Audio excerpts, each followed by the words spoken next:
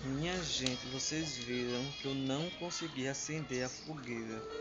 Tentei domingo, tentei segunda e não teve jeito. Até minha mãe tentou e não teve jeito.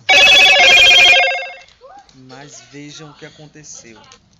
Vejam o que aconteceu no capítulo anterior, porque esse vídeo da fogueira virou uma novela.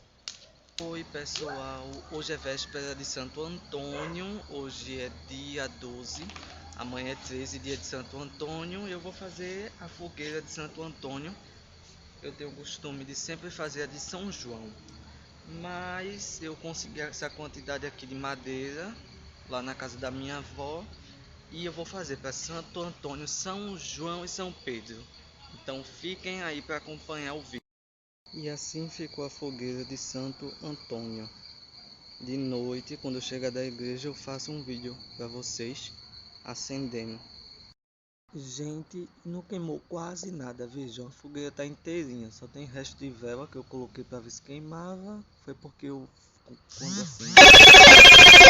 quando eu acendi era 10 e pouca da noite, entendeu? Que eu fui para a igreja de 6, cheguei tarde. Mas como eu não vou hoje de noite, então eu vou acender mais cedo hoje. Aí eu consigo queimar. É porque hoje é o dia mesmo de Santo Antônio, foi a véspera, que é o dia mesmo de acender. Aqui tá Poposa, correu. Depois de horas eu consegui acender. Hoje é terça, meu pai? Não. Hoje é terça. É? É. Hoje é 14, é. Depois de horas eu consegui acender. Agora pegou, agora pegou.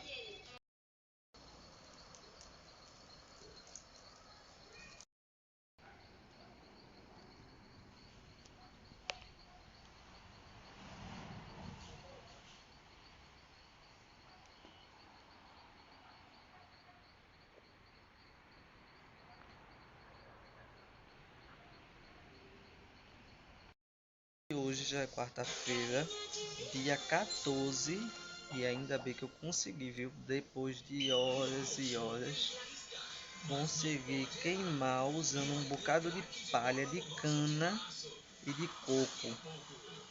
A de São João eu já sei como eu vou fazer. Vou fazer uma camada de madeira, uma camada de palha, uma camada de madeira, uma camada de palha.